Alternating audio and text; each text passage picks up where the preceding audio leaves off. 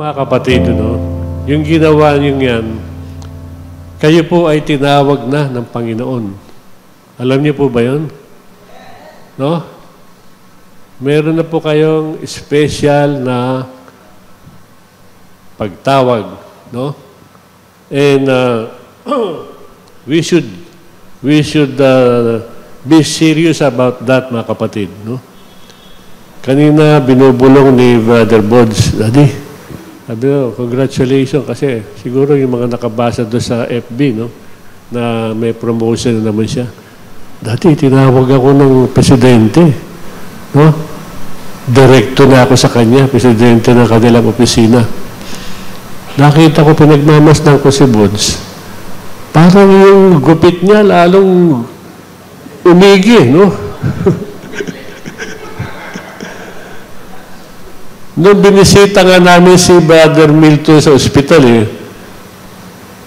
kagano siya. Dumating si Joshua, anak niya, gano'n ang buhok, Bods? Sabi nga, Bods. No? Makita natin, mga kapatid, no?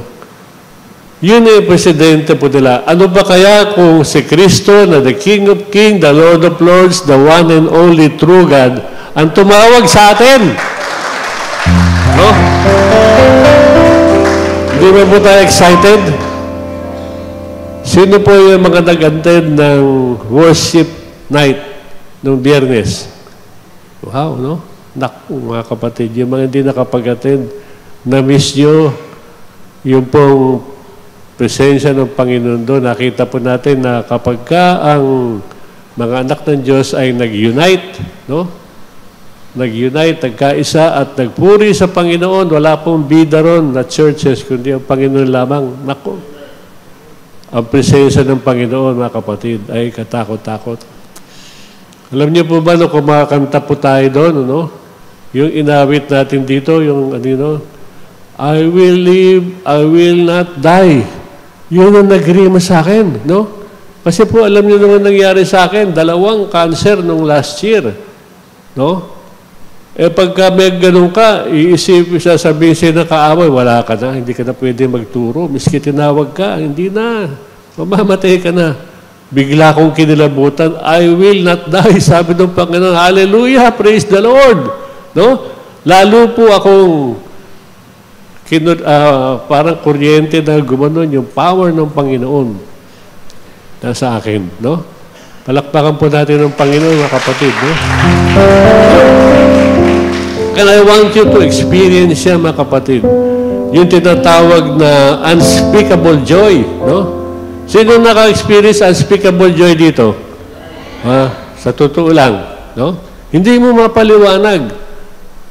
Ayun po, sa experience ako, glory to God, nagkaroon ng unspeakable joy kapag ka nakapagpadala ka ng isang kaluluwa sa Panginoon. No? Isang kaluluwa. At sabi po ng Salmo, no? Yung isang kaluluwang yon, hindi mo matutumbasan ng lahat ng mga yaman ng mundo to keep that soul out of hell. No? Kaya ganun katindi po ang mga nakapag-soul winning, mga kapatid, nakapagpadala ng So, sabi nga po rito, no? What is calling? Ano po yung tawag doon sa calling, no? Yung ba'y pagka meron ka cellphone, calling. Where does one calling come from?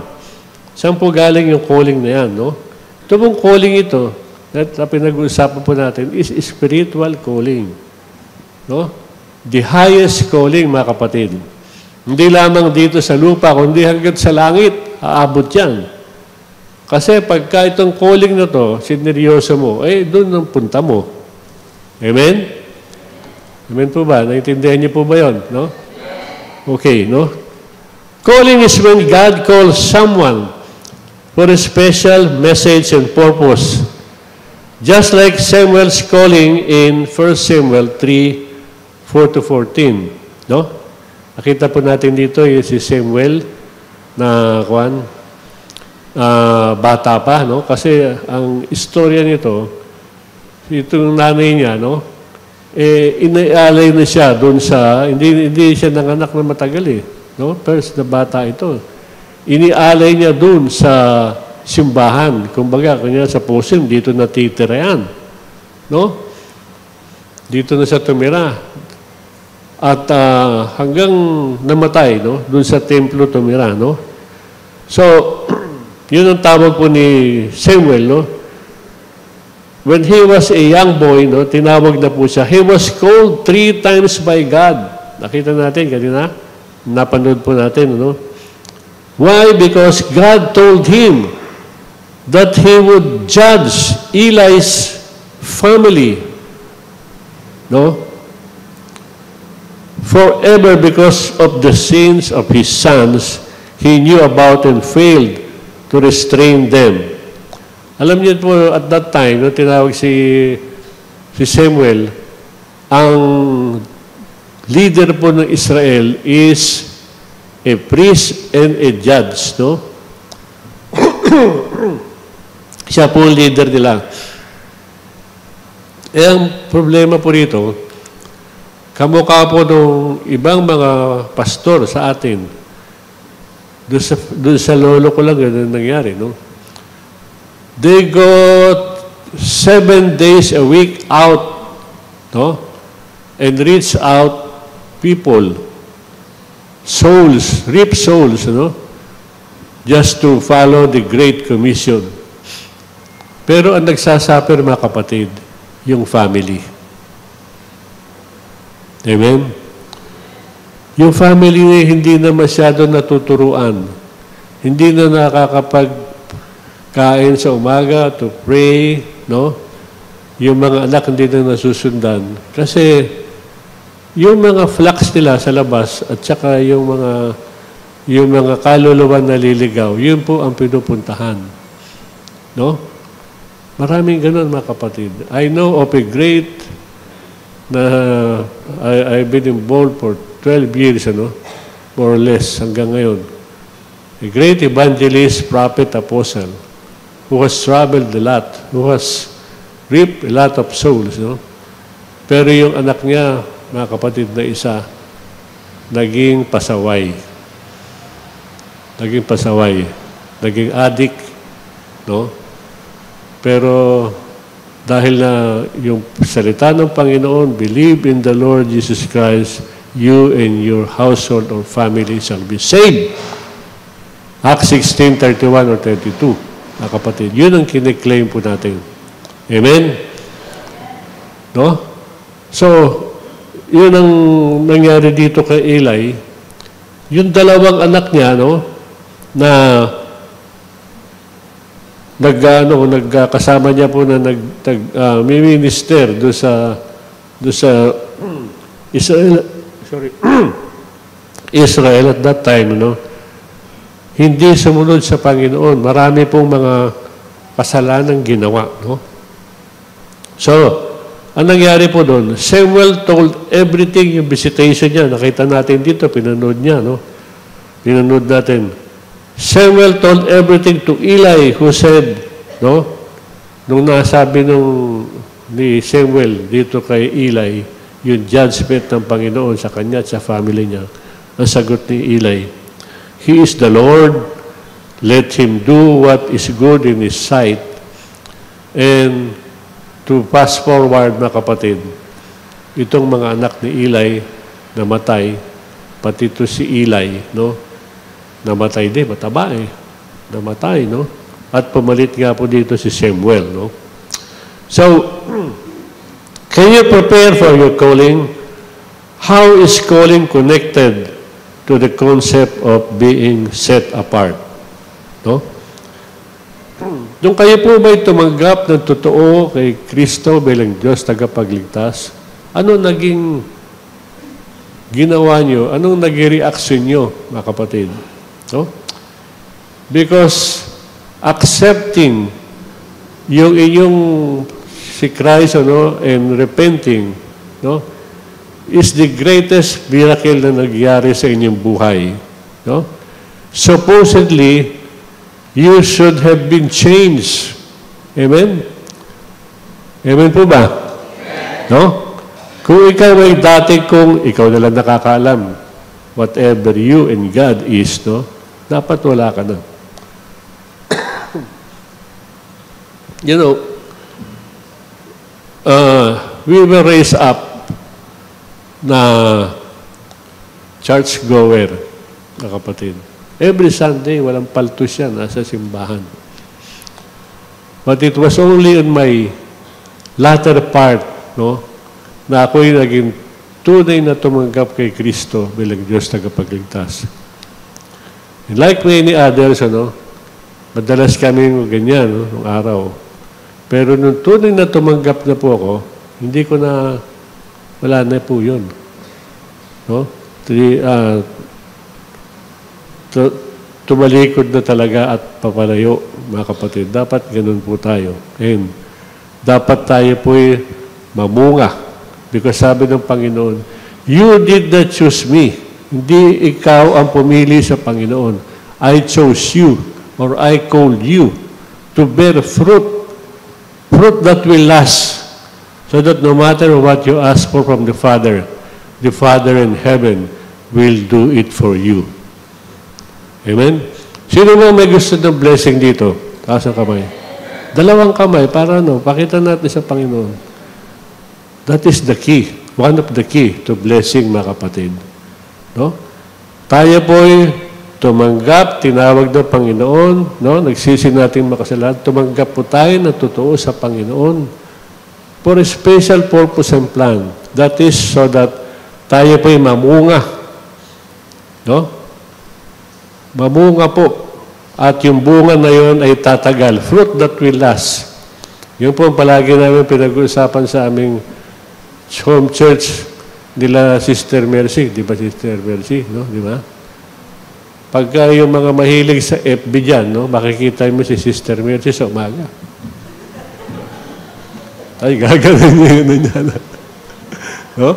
Natutuwa ako kasi nung worship night, nasa gitna siya, no? Sa gitna, kinalabit niya ako. Ganun siya. Ganun, no? Sabi ko, Sister Mercy, maganda yan pagka kami ni Brother Elso. Yung mga kaganyanan mo, no?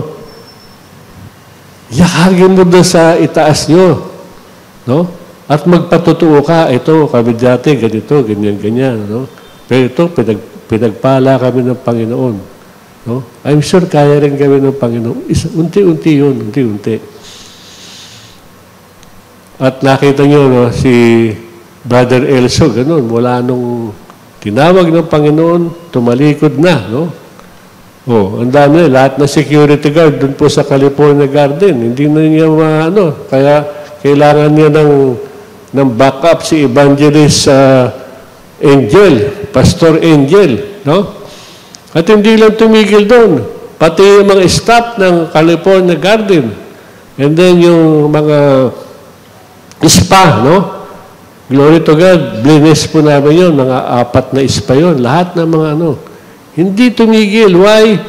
Because of that calling, mga kapatid. Pinanghawakan niya, nagkaroon po siya ng burden. Kawawa naman itong mga ito. No? Kailangan makakilala sila sa Panginoon. No? So, yung ating preparation ng calling, kasama po yun, mga kapatid. And then, yung being set apart, tayo po'y inihiwalay ng Panginoon nung tayo tunay na tumanggap sa Kanya, no? Para maging holy, ma-anoint, mga kapatid. No? Like Samuel, God who knew all of us, mga kapatid, since we were being conceived. Alam niyo po ba? Pinagbubuntis pa lang tayo sa Psalm 139, nandun na ang Panginoon. I knew you before you were born, sabi sa Jeremiah 1, no? And He has prepared us like Samuel, who was set apart to be a prophet, sa Samuel 3:20-21. And he was known throughout Israel to be judged to substitute Eli, who disobeyed God, together with his 2 sons. No? Now, ito pong Bible, Scripture, it provides us that people are called during times of need and tension, much like the time Saul was called to fulfill the need of Israelites to be a king. Yun po ang main purpose po ni Saul, mga kapatid, no?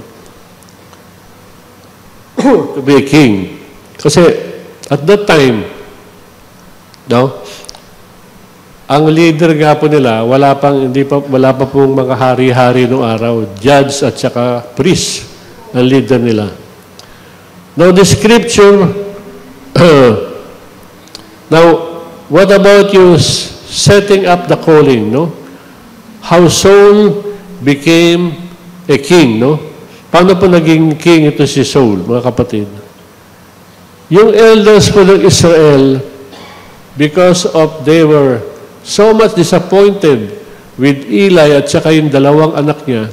Alam niyo po itong dalawang anak niya, sila po yung priest dun na assistant ng kanyang tatay. Humihingi ng lagay. Uso na po yung lagay ng araw, mga kapatid. Doon sa mga miyembro, no? At saka, pagka merong inihain doon, yung mga tupa o ano, kinukuha nila yung masasarap na parte. At saka ang masama nun, mga kapatid, itong mga babae na mga member po nila, pinagsasamantalahan ng isang anak. So, ganun na lamang kasama. Kaya po, yung mga elders of Israel, sabi dito kay, humingi sila ng hari kay Samuel. No? So, despite Samuel's apprehension and after warning the Israelites, Saul was anointed and chosen by God as the first king. So, ang sabi po ni Samuel dito sa mga tao, no? Pagka humingi kayo ng king at this time, no? Alam niyo yung hari, maraming gagawin sa inyo yan. Kahihirapan kayo. Kung ano gusto ng hari, kukunin niya sa inyo. Period. Hindi ka makakatanggi. Kung gusto niyo ba yun? No? Nag-rally po sila. Gusto namin king. King yung gusto namin. Okay. Sabi ng Panginoon. Bibigyan ko kayo ng king, no? Pero warning yun, no? So, in effect, mga kapatid, Saul being king was not the perfect will of God. Amen? That was the permissive will kasi makulit po ito mga Israelites. More like tatayo kang negosyo. No? Uunahan mo ang Panginoon, may project study ka. Wow, galing, okay, no? Hindi mo inilapit muna sa Panginoon. Lord, ano po ba dapat na negosyo? No? Iunahan mo ang Panginoon because matalino ka masyado. Alam mo na ito mga ganito. Sigurado to, ganun-ganun, no? Okay ito. O sige. No? Sa bandang huli, pag hindi po perfect will ng Panginoon yun, no? Ganyan mangyayari doon. Parang yung isang church na I was involved before, yung kanilang nakatapos ng isang profesyon na maganda, no? Kasi yung church sila, puro mga medyo ang inaabot po nila is yung mga mabababang yung medyo mahirap, no? So sabi niya, nagpaalam. Pupunta na siya sa Middle East kasi para kumita ng malaki, mas malaki, and then tutulong siya sa pagbibigay. No? Kasi nga, ganun ang problema ng church nila. Sabi ganun, sa tingin mo ba yung calling mo, yung tinawag ka dito na tumutulong ka dito sa miski profession, pwede ka naman trabaho dito eh. Yan kagustuhan ng Panginoon. Palagay ko okay ito kasi ito na, nakapag-apply na ako. Alam niyo mga kapatid, pagpunta po doon, I forgot yung country na yun. Doon nagsimula yung gera doon sa country na yun. No? Parang doon sa Israel ba, tsaka Hamas. Anong nangyari sa kanya? Naipit doon. Bago siya makapunta ron, na pangutang na. Alam mo yun, sa probinsya, pinagbili kalabaw, sinangla yung lupa, kulang na lang yung kaluluwa ng magulang niya, isang la, etc., etc., no? Oh. That is the product of a permissive will, mga kapatid. Kaya tayo po, pag we are praying for something, be sure that we hear the voice of God, no? Na may permissive will. Yung calling mo ba, permissive will? Sa tingin mo, mga kapatid, yung pagtanggap mo ba kay Kristo bilang Diyos tagapagligtas, pag-repent mo, permissive will or perfect will ng Panginoon? Ano? At hindi alam mo iba? Perfect will, nasa Bible yun eh. Gusto ng Panginoon na po, all have sinned and come short of the glory of God. And the wages of sin is death, and the free gift of God is eternal life. Diba? For God so loved the world that He gave His only Son, whoever received Him, whoever repents shall not perish, but shall have an eternal life. No? Perfect will yun, mga kapatid. Kasi salita ng Panginoon yung ginawa mo. Sumunod ka sa Kanya. Amen po ba? Okay, no? Liwanagin lang po natin yun. Baka hanggang ngayon, hindi niyo pa alam, no? So, Saul's response, no? Doon sa calling niya was initially from fear to faith, na kapatid, no? Noong pong naka-assemble na sila lahat, no?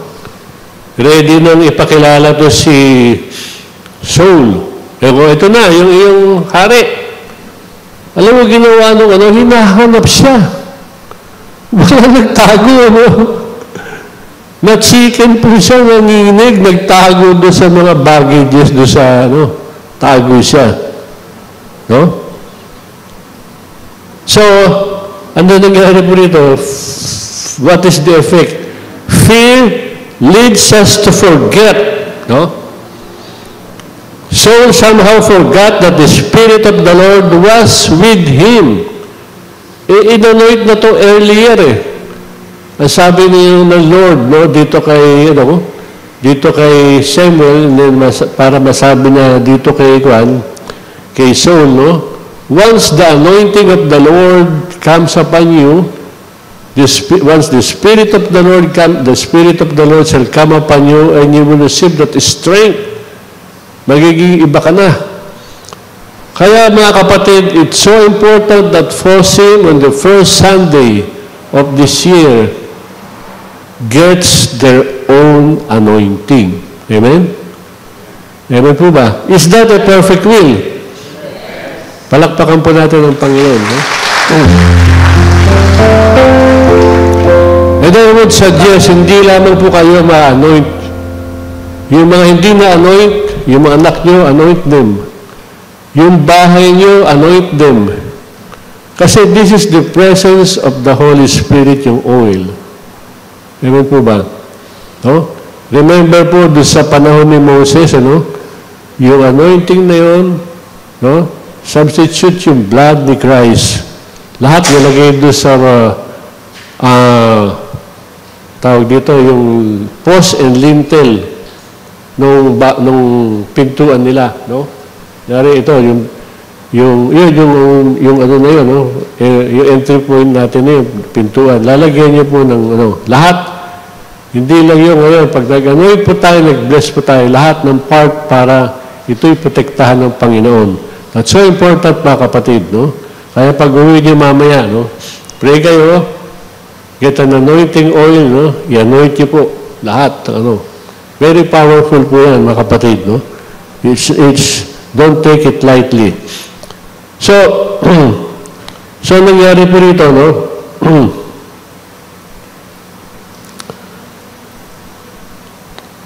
Kung tayo po ay tinawag ng Panginoon, ano po ang ating respond, mga kapatid, no? Do we use our background? Kamukha po nito si Saul, no? Ito si Saul, nagduda po siya, no? Sabi niya, hindi ako capable dyan. Ang background ko, ganito, ganyan lang, maliliit kami. We are the least of all clans, no? So how do we use our calling? How do we receive it? How do we respond? Do we use our background as an excuse for claiming our calling? Remember po yung panahon ni Moses, nung tinawag po siya, no? Di ba ba? Si Moses, hirap na hirap po doon sa Egypt. Yung mga Israelites, ginawa silang alipin doon. At narinig po ng Panginoon yung kanilang pagtawag, tulungan niyo kami, Panginoon. No? Deliver us from this situation. And God has called Moses, no? Na for 40 years he was there in the wilderness, taga-alaga po ng tupa. Kaya po ng 40 years, nandun ka, wala siyang kausap, tupa. Kaya nangyari kay Moses, no? Nagkaroon ng utal-utal, no? Ang kanyang salita. So sabi niya nung tinawag siya, Moses, ikaw ay padadala ko. Sabi nga ganun, to lead itong mga kababayan mo na Israelites to the promised land. Sabi nga ganun, Lord, ba't ako? Who am I, Lord? Sabi niya, I have never been eloquent. I am slow of speech and tongue. Ganun kaagad si Moses, mga kapatid. No? So tayo ba, nung tinawag po dito, yung mga na-anoint, dito na second generation, ganun po ba tayo? No? Ganun po ang ating ano? No? So, Saul transformed his response later on to faith, no? From fear to faith, mga kapatid. No? Now, God can equip His people to fulfill His purposes. Remember, no? Kapag tayo po i-anoint, mga kapatid, stir that anointing, mga kapatid, stir it. No? Kasi that anointing will give you strength, no? Will give you that powerful, no? Sabi nga ng ano, ng Acts 1:8, no? When the Holy Spirit shall come upon you, you shall receive power. Power, no? Ganun po nung araw yung mga Israelites kasama po nila Pablo, nila Peter, no? When Jesus left them, no? Bumalik kayo doon sa pinanggalingan nyo na upper room. Kaya ito pong fourth floor po natin, very significant para tayo na sa upper room. And you shall receive power when the Holy Spirit shall come upon you to witness for me in Jerusalem, Judea, Samaria, and throughout the ends of the earth. No? Kaya nung bumalik po sila doon sa upper room, pagbalik mo nila doon, nagkwentuhan po mo sila, mga kapatid? Sa tingin nyo? No? Sila ba'y kinuha yung cellphone na gano'n? Wala pa cellphone nga pala noon, no? Anong ginawa nila, kapatid? They prayed and fast, mga kapatid, that the Holy Spirit shall come upon them. Kasi yung Holy Spirit, remember, no, si Christ umakyat na sa langit, bumalik na. And the Holy Spirit is parang si Christ na nandito. No? But you will receive power. Kaya po dumating na gano'n yung Holy Spirit, power, mga kapatid. Nagising yung mga natutulog. Nagising yung mga nayugyug, mga kapatid. Intensity 12 siguro. Engineer, kaya ba daw? Intensity 12? Kaya daw, sabi ni engineer. No? At ano nangyari? Nag-speaking in tongues sila. Iba-ibang mga taga-probinsya yung nagpunta rin, kumbaga, no? Merong Ilocano, may Kapampangan, may Bisaya, gano'n. Praising God, mga kapatid, no? Gano'n po tayo yung anointing natin, no? When God has called you, He will equip us, mga kapatid, no? So that we should have that faith, mga kapatid, no? God will equip us to fulfill His purpose in us doon sa anointing na yun. So, nangyari po dito, no? Due to the threat of the Amorites at that time, yun po kalaban nila that time kalaban ng mga Israelites, no? Remember, si Saul was called, no? To lead the Israel in battle, to protect the people of Israel, no? Ito na. Due to the threat of Amorites, sabi ng mga Amorites, bubulagin namin kayo. Yung I will gouge your right eye. Pag hindi kayo sumunod sa amin at nagpaalipin.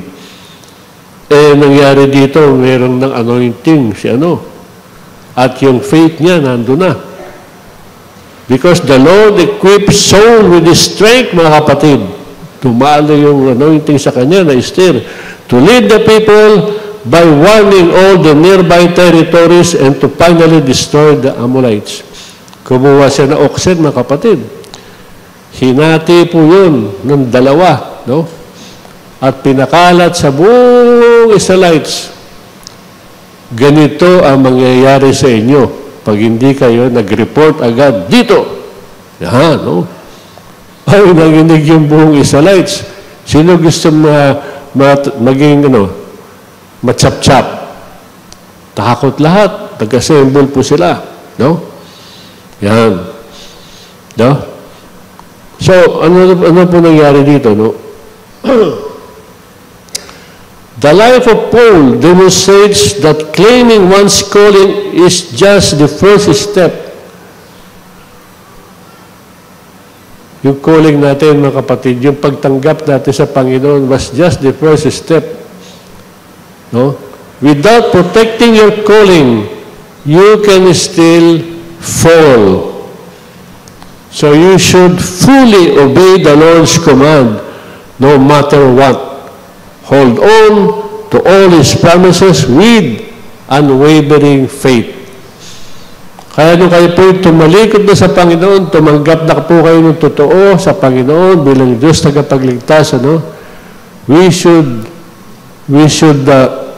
protect our calling at mag-pray po tayo kaya mo tayo mayroon devotion, mga kapatid. Sino nagbabasa ng devotion dito? Sa totoo lang, araw-araw. Kukunti lang? Kaya pala, ewan ko, I don't know about you, mga kapatid, no? Wala kayong guidance sa araw-araw. Alam niyo po ba? Si Jesus, before He goes out in the morning, magdamag na yung nagpe-pray sa bundok at kung saan siya naroroon, asking God the Father to reveal to Him ang kanyang assignment. No? Remember, when Jesus was here on earth, He was just an ordinary man as you and me. Amen? Pero nung siya po ay for 33 years nag-minister po siya, no? Lahat ng mga may sakit, mga kapatid, gumaling lahat. And God, Jesus, has given us the authority, no? Over all those sickness and diseases. At may pangako siya, mga kapatid, no? You can do more than this sa ginagawa niya. Amen po ba? Ewan ko sa inyo. Sa akin, yun ang pinaniniwala ko. Kaya ako na-overcome na nawala na yung cancer na dalawa. Do you believe that, mga kapatid? Then, hold on to that faith, mga kapatid, no? Hold on to that faith. Huwag mo sayangin, mga kapatid. No? yung mga pera-pera issue na yan, it will follow. Kasi, seek ye first the kingdom of God and His righteousness, and all these things shall be added unto you.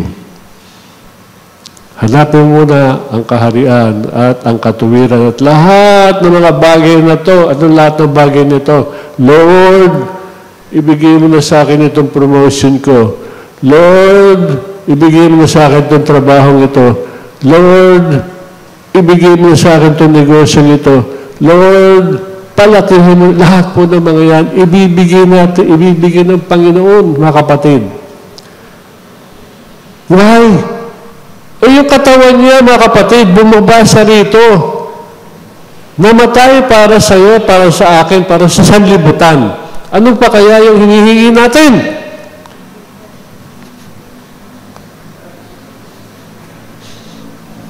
Hindi man lang kayo pumalakpak.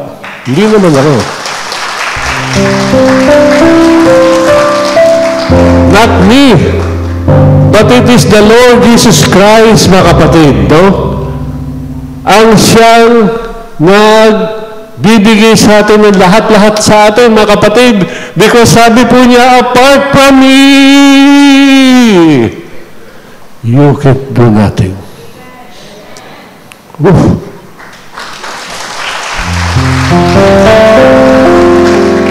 Basta ako, pinagaling niya, 2 beses. Iwan ko sa inyo, mga may sakit niya, kung hindi kayo pumalakpak, hindi kayo naniniwala. No? Wala kayong pinapanalangin. Umaasa kayo sa sarili nyo, umaasa kayo sa mga kakayahan nyo, sa mga politiko, etc., etc. No? Hindi ka pumalakpak doon sa salita niya at hindi ka naniwala. No? You should have that unspeakable joy, mga kapatid. No? Hindi naman galing sa akin, galing sa salita ng Panginoon. Seek ye first the kingdom of God and His righteousness, and all these things shall be added unto you. Amen? Hanapin mo kaharian niya. Paano ba yung kaharian? Saan yun mahanap, Mother Bing? No? Kaharian ng Panginoon, kung nasan siya. No? Nasan siya? Hindi po dun sa, pupunta ka dun sa ibang lugar, etc., etc., no? Kasi ang gusto po natin tugunin ka agad ang panalangin natin. No, that is not how the Lord wants us to have, no, mga kapatid. We should have the childlike of faith sa kanyang salita, mga kapatid. Amen? Oh my God. So, ang nangyari po dyan, ano? Because of this soul's fear, disobedience, and jealousy cause his own downfall and death. No? Sana walang mangyari sa atin dito. Sana hindi po tayo matakot. No? Kasi tunay na tumanggap, tunay na nagsisi ka na sa Panginoon. Tunay na tumanggap ka na Tinanggap mo na siya. Not I, but Christ. Siya na lang na mag-ano sa'yo, mangunguna sa'yo. He will instruct you and guide you along the best pathway of your life. He will advise you and look at your progress, mga kapatid. Kasi siya na nangunguna sa'yo. No? Kung ano gusto mo, Lord, paano po ba ito? Bibigyan ka ng instruction. Bibigyan ka ng advice, mga kapatid. Kasi nangyayari sa atin, inuuna natin yung tao. No? Na nilalang din ng Panginoon. Advise you, instruct you, and guide you. In-instruct na tayo No? Yung mga arkitekto nga, walang perfect na plano, mga kapatid. Palagi may revision yan. No? Palagi may revision. Pero ang plano ng Panginoon is the only perfect plan and the best plan in our lives. Amen? Oh, hallelujah. Hallelujah. Salamat, Lord. at pumasok sa kanila. Amen? So Saul's fear, disobedience, and jealousy caused his own downfall and death, no? Hari nawa, Lord, I pray that Fosim will have no fear, Fosim will obey, Fosim will not have jealousy, no? So that Fosim will not have its own downfall and eventually death. I cancel that in Jesus' name by the power of the Holy Spirit.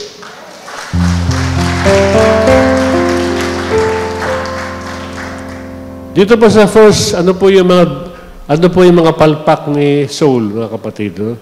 Sa 1 Samuel 13, Saul disobeyed God by performing the burnt offering supposedly done by Samuel, the priest, because many Philistines were surrounding them in Gilgal, while many of his men scattered away. So, nangyari mga kapatid, no? Itong mga Philistine, no? Hanggang ngayon, di ba, kaaway pa rin nila. Kaya ito, history ito mga kapatid, no? Kaya merong gera sa Israel, Jerusalem. Kasi matagal na to, panahon pa ng Bible itong gera nila na to. Okay? So, anong nangyari po nun, pinaligiran po sila ng mga kalaban po nila, no? Ng mga ites, name it, no? So, hindi mo mabilang ang kalaban po nila. Ngayon, itong si Samuel, no? He was supposed to go do sa lugar nila to offer burnt offering in 7 days to the Lord. Para ano mga problema nila, the Lord will fight the battle for them. Tandaan po natin yan, mga kapatid, ha? The Lord will fight the battle for them. Hindi po yung sa dami yan nakukuha eh. Eh, nangyari po dito, yung mga sundalo ni Saul, mga kapatid, unti-unting nawawala. Nakita po na, paano kaya ito? Ayoko pa mamatay. Naku, ganun yun, no? Ganun po tayo. Pag nagkaroon ng COVID, ayoko pa mamatay. No? Mga sakit, anong klaseng sakit yan? No? Anong klaseng fear ang pumunta sa buhay natin? No? Inuna natin yung we focus on the situation, not on God. No? Not on God. Yan po tayo, inuuna natin eh. No? So, ano nangyari po dito? Ito si Samuel, nung hindi dumating ng ika-7th day, ito si Saul, who is not a priest. Kasi those who are authorized to do burnt offering are the high priest, kamukha po ni Samuel, mga kapatid. Hindi po pwede yung king. Hindi pwede. Eh, natakot na to si Saul kasi nakita niya, yung mga tauhan niya, halos wala na. Oh, mag-prepare kayo ng burnt offering at tayo tatawag sa Panginoon. So, ganun ang ginawa niya. Nagpatay na, no? Tama-tama, nung yung burnt offering ay, tapos siya magbigay, tama-tama dumating. Itong si Samuel, mga kapatid. Tapos sinisi pa ni Saul, ang tagal mo kaya ako nung sa ginawa mong yan, no? Ang Diyos ay nagagalit sa iyo, no? Tatanggalin ka na bilang hari, sabi ni Saul. Because yung offering is yung obedience is better than sacrifice. Sabi ng Panginoon. Obedience, ang pagsunod sa Panginoon, ay mas gusto niya kaysa yung sacrifice mo. Miski na lahat ng mga hayop, tipunin mo dito, ayaw ng Panginoon yan. Gusto ng Panginoon. Obedience. Hindi ikaw magbibigay ng sacrifice kung hindi yung high priest si Samuel. No? Kaya tayo ganun, mainipin tayo, meron tayong plinano, gusto natin ganito, mainit na ulo natin. No? Hindi natin alam. Nung kamukha po yung nangyari kay Abraham, no?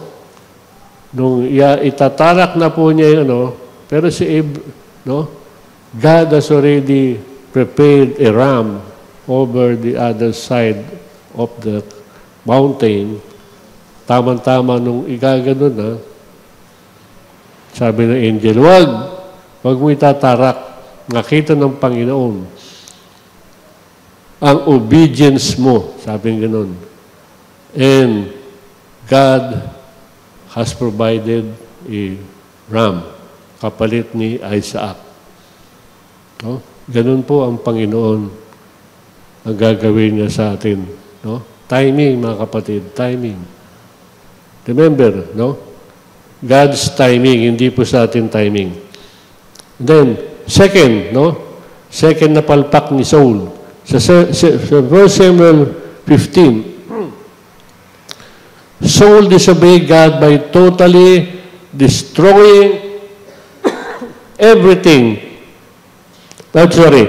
Saul disobeyed God by not totally destroying everything that belongs to the Amalekites when they attacked them.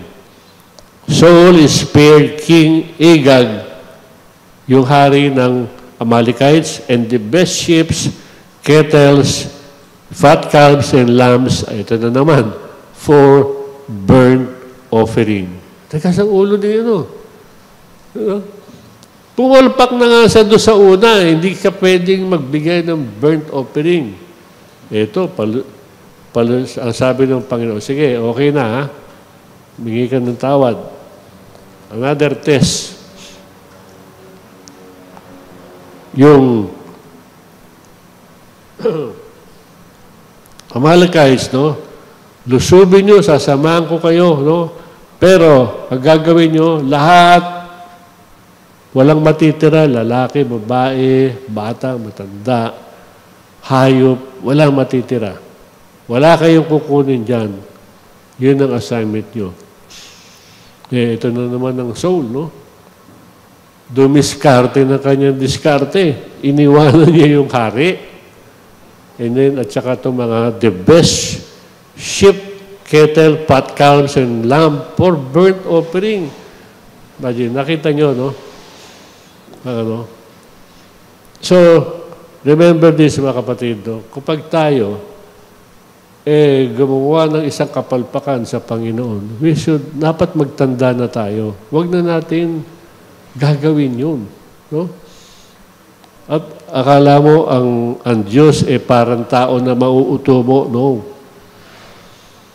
Remember, no? God is all-knowing God. No? Alam niya po yung nasa puso natin. So, nangyari po doon, no? Ito pong si King Agag, ginanon po ni Samuel. No? At lahat ng mga hayop na yun, wala. No? Then, pangatlong palpak ni Samuel, ito maganda, no? Sa 1 Samuel 17, sino nakakaalam ng David and Goliath? Oh, yan, no? David and Goliath story. Ito si, tigi-isang bundok sila isang bundok doon, isang bundok dito, no? At doon sa, sa baba na gano'n, patag na ganyan, no? Sa kabila, sama yung mga Palestinyo, si Goliath. Dito, kasama nila Saul, yung mga Israelites. No? Araw-araw na ginawa ng Diyos, hinahamon ito mga Israelites nung ni Goliath, mga kapatid. Alam mo si Goliath is about, almost 3 feet ito. 240 ba ito, engineer? That's 8 feet, 240 ito, natin, ceiling height, that's 8 feet. Mataas pa si Goliath dyan. Almost 10 feet. Pero to si Saul, more than 6 feet, no? More than 6 feet. Ako, 5'11", siguro mga ganito. Nung nakita si Goliath na ganun, nanginig sa takot. No? Nanginig sa takot. Walang araw-araw, dinuduro sila ng imagine. Hindi lamang yung Israelites, mga kapatid, ang dinuduro niya. Ang dinuduro niya ang Panginoon, ang binabastos niya. The King of Kings and the Lord of Lords. No? So, ito si David, kasi po tatlo sa kanya mga kapatid, di sundalo doon. Di wala rin nagawa.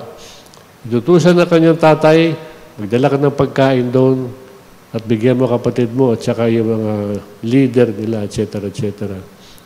Pagdating ni David doon, fast forward, no? Nakita niya, dinuduro yung nagalit pa yung mga kapatid niya eh. Umuwi ka na ron, masyado kang rito, no? Ano ba, bakit ba, nakasalanan ko, sabi niya. Tapos, pumunta sa kay Juan.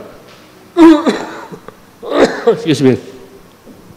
Kay Saul, fast forward, sinabi po niya na siya na lang ang haharap doon. Una, yung baluti tawag ba doon? Baluti, ni Saul, binigay sa kanya, tsaka yung espada, mabigat, hindi niya kaya, mataas si Saul eh. Si David, hindi ganun kataas eh. So, hindi po yan, iba po gagamitin ko. Tapos, pupunta siya yan, harapan sila ni Goliath, no? Sabi ni, aso ba ako? At padadala nyo rito, bata? At lalabanan ako nito, bato? Sabi niya, aso ba ako? Sabi ni David, no? Lalabanan mo kami with your sword, with your javelin and spear, no? But I come to fight you with the Lord, sabi niya, the King of Kings, the Lord of Lords, the God of Israel, no? Gagawin kitang kakainin ng mga ibon dito, yung karkas mo, sabi niya, no? At walang matitira sa'yo, no? Madalit sabi, alam na po natin istorya, kumuha ng bato siya, no? Lusob na gano'n, dito. Bullseye. Isang bato lang na malaki, mga kapatid. Tapos pinutol niya, pak! Gano'n. Tapos nilusob ng mga Israelites, yung mga Philistine na napakarami. Hanggat sa napakalayo, hanggat sa halos maubos sila. At yung ulo ni Goliath, binigay niya kay Saul, mga kapatid. Regalo niya, no? So, doon po, remember, no? Si Saul was called to lead the Israelites as king into battle. No? Into battle. And the Lord has given him the strength, His mighty presence. Hindi inisip ni Saul yun, mga kapatid. Inisip niya kagad yung napakalaking kalaban niya, no? At yung mga espada noon, yung mga, no? So, ganun po nangyari sa kanya. Walang, hanggang sa ito si David, no? Na he was about to be anointed by God. Siya po ang nakatalo dito kay Goliath. So, another palpak. Pangilan na yun, pangatlo na, no? And then, lastly, sa 1 Samuel 18, Saul became jealous to David when Israelites women credited David with killing tens of thousands against Saul. Saul's only 1,000. No? Ito mga babae, pag galing po sa after that nga pala mga kapatid, nung natalo ni David si Goliath, kinuha na siya sundalo ni to lead the soldiers of Israelites. At sila po ay nagpapanalo sa lahat ng puntahan nila. Kaya pagbalik po nila sa Israel, ito po mga babae, umaawit mga kapatid, at ang inaawit nila, ito si David.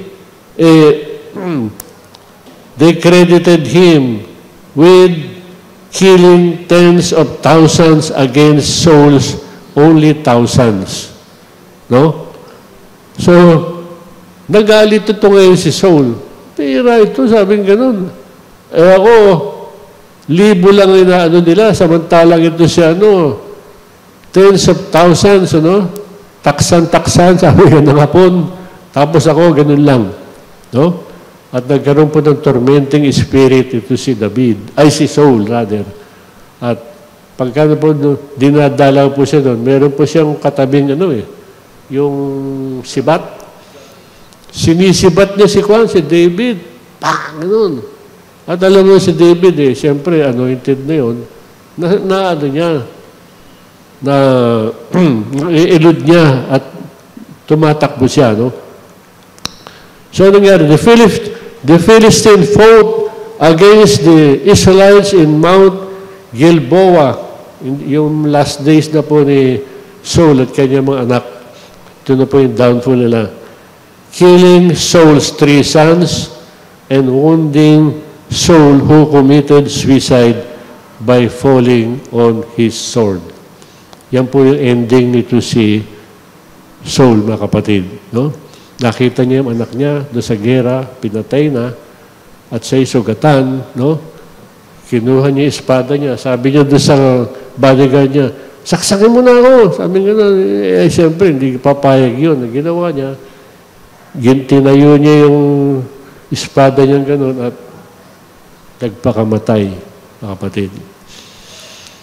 So yan ang ending ng mga hindi sumusunod sa Panginoon sa kanilang mga calling. Gusto niyo ba yun, mga kapatid, mangyari sa inyo? No amen. Hindi po ba? No amen. Sabihin natin, no amen. We will obey, Panginoon. We will follow you. Hallelujah. Galing sa espiritu niyo yun, sa puso. Ngayon, mga kapatid, mamaya, lalagay ito dito. Yan. Malaki pa kulang ng building natin. Sweldo. Sino mauuna? Si SM Mega Mall, si Star Mall, o si Robinson, o si, saan po ba? Sa Ortigas, si Tiangge, Jollibee, McDonald, o ang Panginoon dito?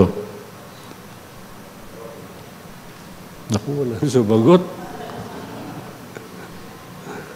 Sino una? Ang Panginoon yung binanggit ko. Uy, konti. Sabi niyo obedience, tapos follow. Ganyan itong inano kayo dito. Hindi pa kamatayan yan, ha? Hindi pa lalabang yung magbibigay ka. Alam mo, kapatid, sa pagbibigay, kung ano yung itinanim mo, aanihin mo. Amen?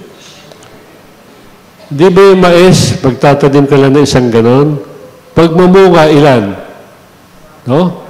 Marami, di ba? Kaya kailangan, bago ka pumunta rito, maski na ngayon, narinig mo na salita ng Panginoon, Lord, mahal na mahal kita. Alam ko na lahat ng bagay nanggagaling sa iyo. Binibigay ko itong Panginoon, nilalakihan ko itong ibibigay ko kasi iniibig kita. Naniniwala ako, ano man itinanim ko, magbubunga ng mas marami. Yan, makikita natin yan, mga kapatid. Makikita natin sa report natin sa Biyernes, dodoble kailangan. Amen po ba? Kasi marami tayong gagawin itong buwan na ito. Itong taon na ito. Palapit na dumating ang Panginoon. Paano naman yung iba? Nasa expand na po tayo. Now, relocate. Nag-relocate na tayo dito. Build. Nagbi-build na po tayo dito. Expand. Dumadami. Para naman yung mga upuan na yan, mapunan na. Amen po ba? Gusto ba natin yan? Palakpakan po natin ng Panginoon.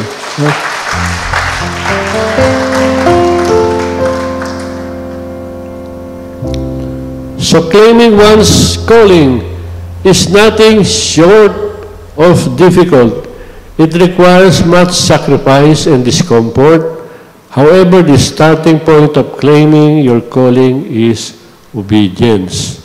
Kapatid, no? Obedience. Tandaan po natin yan. No? Lord, ano po bang gusto nyo? Not me, but you. I will obey you. No?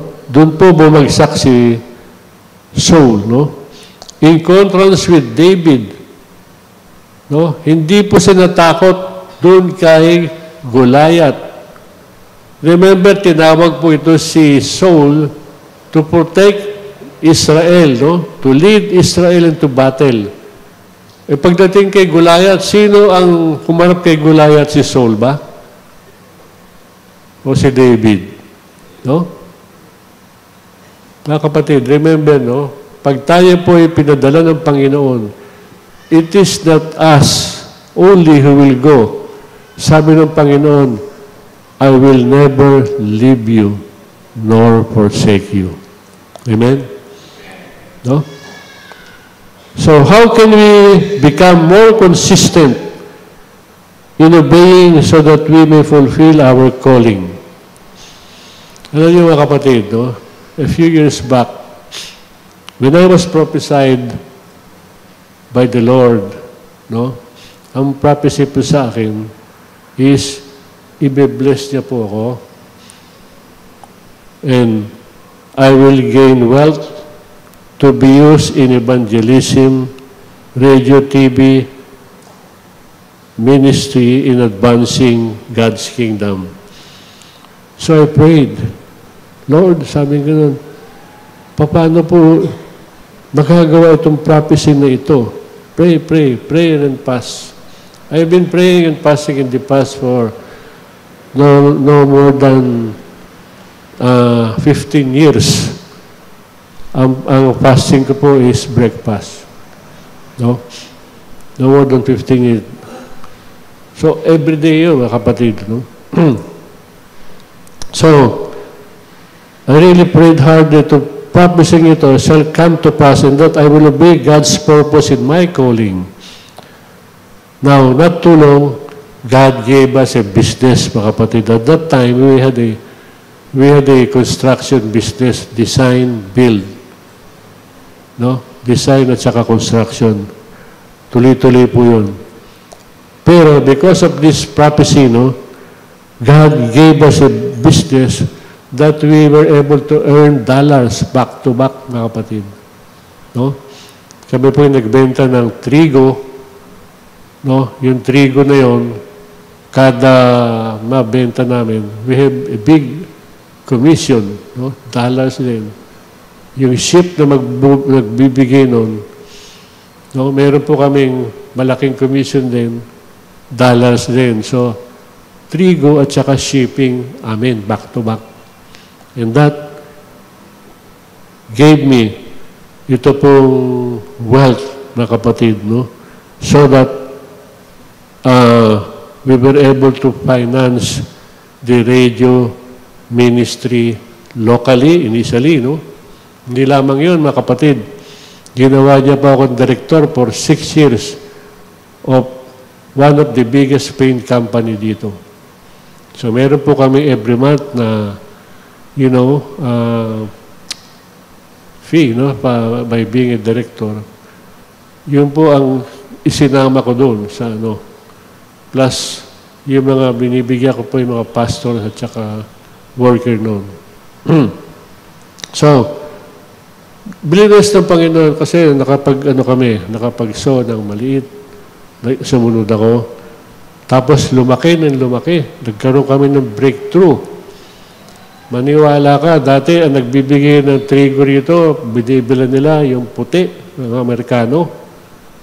Noong nagkaroon po ng sumabog po yung pinatubo, no? Nawala na po dito yung yung bases sa Subic, sa Clark.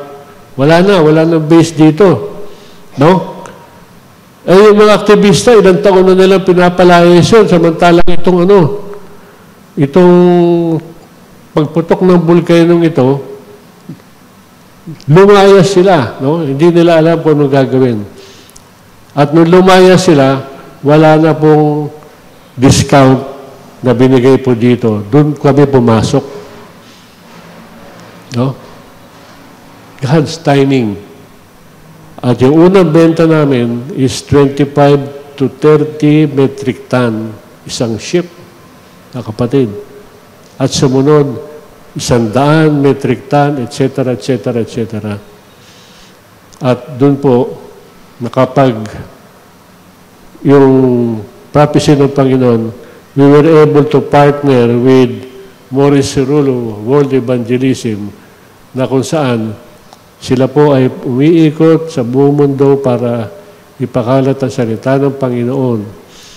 And before the year 2000, I was going there in 88 yata, starting 88. They were praying that God give me 1,000 souls. No? At bago mag-year 2000, nagkaroon na po ng 1,000 souls. No, 1 billion pala, 1 billion. Kasi at that time, ang population natin was, I think, only 6 billion worldwide. So 1 billion ang nakalap nila na kaluluwa. And they were able to put up a TV ministry doon po sa Israel. No? Not only 1 hour, 2 hours, 3 hours, 4 hours, hanggat gusto po nila. And many were saved doon. And then yung kanila pong postmaster, naging nakaibigan nila, binigyan ng mga pamphlets ito. So marami po masave. So kasama po yun doon, yung binibigyan namin noon ng kwan. So natupad po itong TV ministry not only locally but globally, mga kapatid. No? So when we obey God through our faithful offerings and involvement in soul winnings, no? God will. Ano sa tingin nyo, mga kapatid? No? Pagpapalain po tayo ng Panginoon. Amen? So, ang hamon niyan, how about you, Posim? Doon tinawag kayo. Doon tunay na tumanggap kayo kay Kristo bilang Diyos tagapagligtas. Ano na po ang nagawa nyo upang ito pong pagdala ng mga kaluluwa, no? Yung paggawa sa gawain ng Panginoon, pagsali po dito sa mga ministries po natin dito, marami po tayong gagawin, no? How have you responded? And even those who are listening and watching this sa YouTube, ito po ang aking hamon sa inyo, mga kapatid, kababayan, kamag-anak. No? Jesus Christ is coming soon. Marami pa po naliligaw ng mga kaluluwa. Marami pa po nabubulag doon sa nagkagistan nilang mga relihiyon. We need to reach them out. We need to bring them to Christ that they shall know the truth so that the truth shall set them free. Tayo po tumayo. Hallelujah, Lord.